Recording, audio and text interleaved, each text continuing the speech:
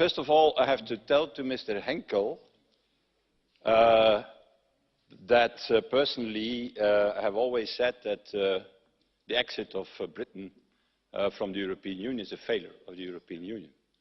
When a big country like the UK leaves the European Union, it's very difficult to say, oh, what a fantastic thing. It's the opposite. I think that the place of the UK is inside the European Union. And I'm also pretty sure that there will be a generation in the coming years, in the coming decades, who will return to the European Union. I'm sure of it, that this young generation already exists in the UK, and that they will take another decision than the decision that has been taken by this government and this majority.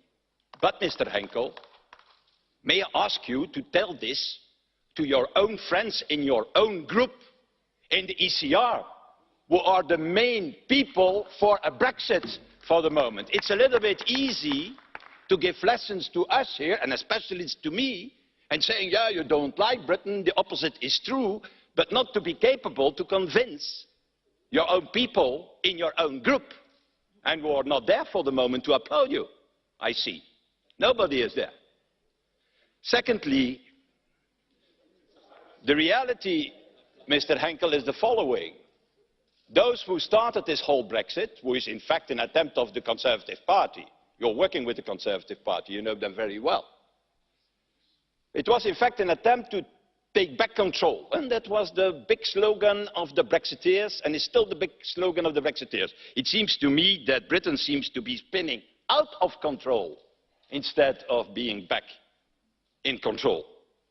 And I think that the only reasonable way, Mr. Henkel, to solve this problem, and you didn't talk about that, unfortunately, is that there is cross-party cooperation in British politics the fastest as possible, a compromise, a common view between Labour and the Conservatives. How you want to solve an existential problem like Brexit if it is used by both parties to kill each other? For them, Brexit is a bullet in a weapon, and not an existential problem of a country and of a whole continent. And that's a shame. So and your appeal have to be in this plenary not to attack one or other colleague, but to say to the British political class, start to make an agreement between the two big parties, and start, in fact, to have an opinion that we can support here in this Parliament, and that opinion will be a close relationship between the UK and the EU. And that is the way forward.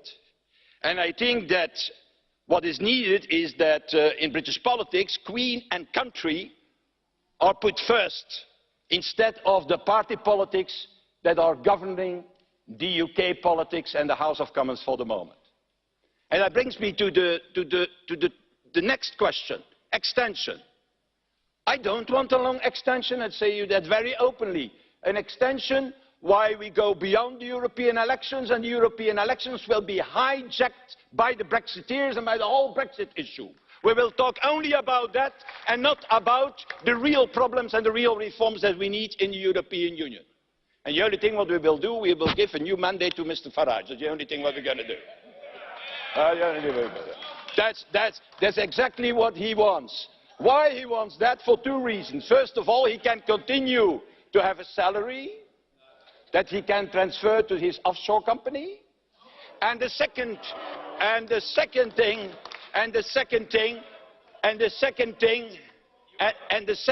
is that he can continue to do his work, dirty work in the European Union, that is to try to destroy the European Union from within. That is the real purpose. Well, and that is what you are, and he confirms. So what I think is that that's absolutely what we don't need. What we need is now certainty from the House of Commons, from a majority in the House of Commons, as Mr. Henkel has also asked for. That is what we need. And so I'm against every extension. When an extension of 1 day, 1 week, even 24 hours, if it is not based on a clear opinion of the House of Commons for something, that we know what they want. Is it less ambitious than the deal? Okay, it is less ambitious than the deal. That's your opinion.